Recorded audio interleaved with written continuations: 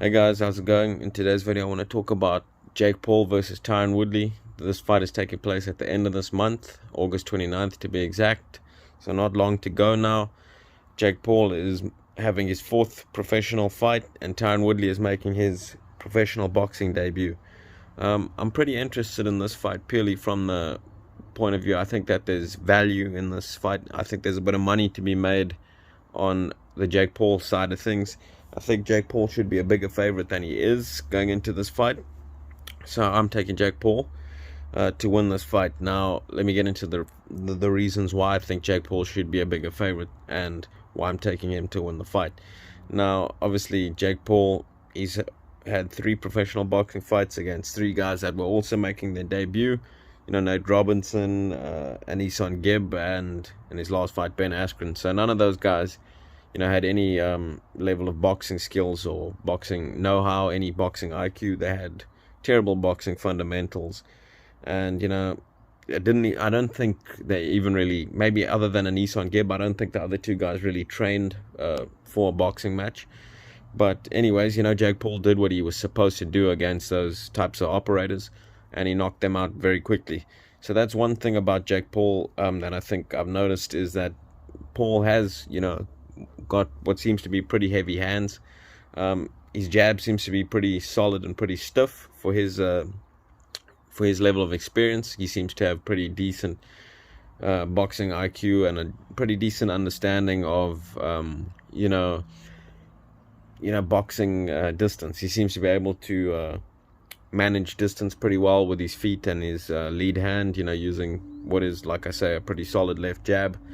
And obviously he has a pretty heavy right hand that he puts in behind the jab.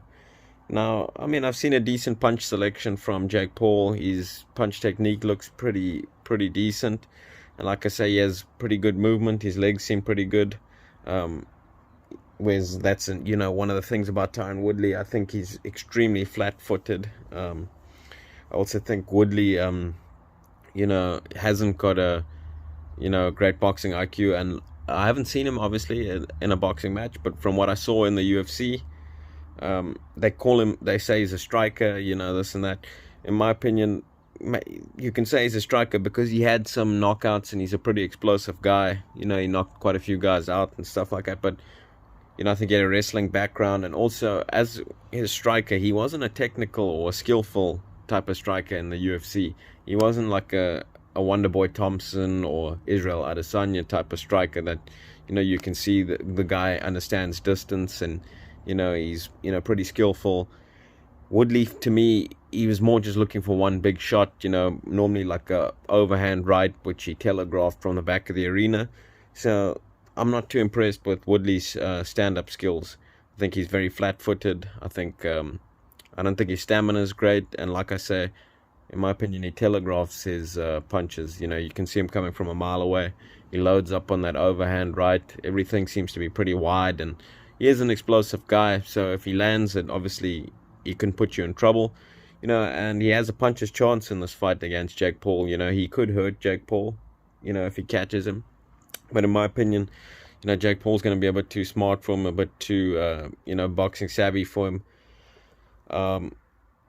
Other thing about Woodley is he's very, in my opinion, he's past his prime. He's 39 years of age now, and in my opinion, he hasn't got that fighter's mentality left. I mean, in a lot of fights, he almost comes into the fight and he takes one shot where he feels a bit of power on the guy's punch, and he almost goes straight into survival mode. So I think he's pretty easily discouraged at this point in his career, and he's almost just showing up for a payday. Don't get me wrong, he's in there, hoping to land one big shot and win the fight, but, he's really not fighting for, every minute of the round and trying to win every exchange and every second of the fight. He's more so in survival mode. He's got the earmuffs on, high guard, and like I say, in survival mode, and every now and again he'll try and counter with a big overhand right, which, is pretty easy to see coming. So in this fight, I can see Jake Paul just controlling the distance, controlling range, keeping him on the end of a stiff jab, kind of busting him up and softening him up with the hard jab, and teeing off on him with long right hands from distance. I mean, Jake Paul has the height and reach advantage in this fight. He's 24 years old. Woodley, like I said, is 39. And Jake has power, so with Jake being, I think he'll be able to soften Woodley up with that hard left jab, and then probably finish him off with the hard right hand. I think he'll stop Woodley probably within the first 3-4 rounds. This is an 8-rounder. Like I say, if it goes further than 4-5 rounds, that'll be interesting, because we haven't seen how good Jake Paul's stamina is. If the fight gets pushed later into the fight, we haven't seen how good his stamina is, because he keeps knocking out these guys making their debuts, and he's up against another guy making his debut. So I expect him to stop Woodley early, but if he doesn't stop Woodley early, that'll be interesting to see how his stamina holds up. But then again, it'll also be interesting to see how Woodley's stamina will hold up. I don't think Woodley's stamina has been good as of late. In my opinion, he fatigues pretty quickly.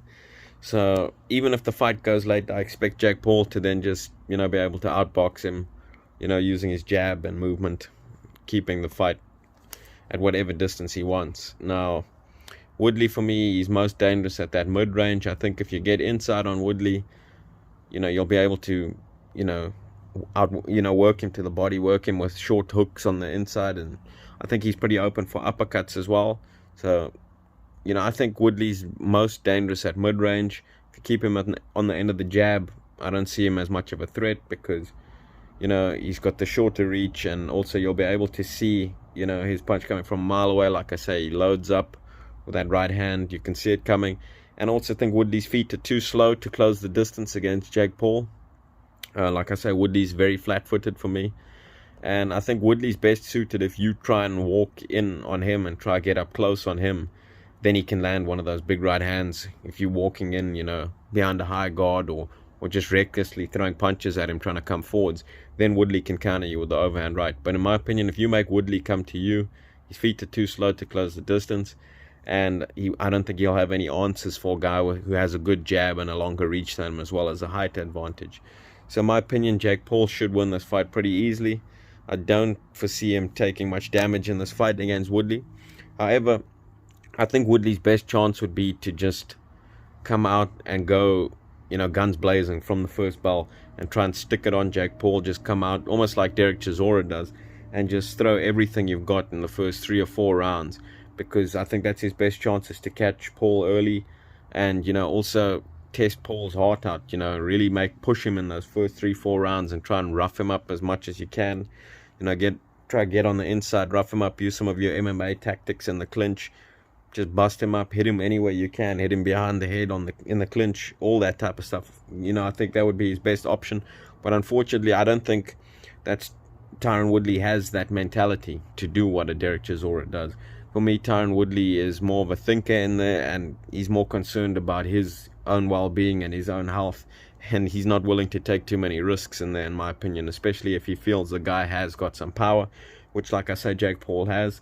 So I don't think we're going to see Woodley taking too many chances, and I think he's going to be in a high guard, in a shell, really shelling up, and I think Jake Paul will be able to tee off on him and take him out, in my opinion. I think Jake Paul wins this fight by stoppage within the first 3 rounds, maybe 4 rounds, 3-4 rounds. I see him stopping Tyron Woodley and under that. Let me know what your guys' thoughts are in the comment section below. Who you guys picking to win this fight? Do you think Jake Paul is being undervalued by the bookies in this fight? And who would you like to see the winner fight next? Presuming you think Jake Paul's going to win, who do you want to see him fight next? I know they're building up the fight against Tommy Fury. So Tommy Fury's fighting on the undercard of Jake Paul and Woodley at the end of this month. So that looks to be like the fight Showtime's trying to build up. I think that'll be a pretty interesting fight. Let me know what your guys' thoughts are on this fight in the comment section below. Thanks for listening. Talk to you guys again soon. Cheers.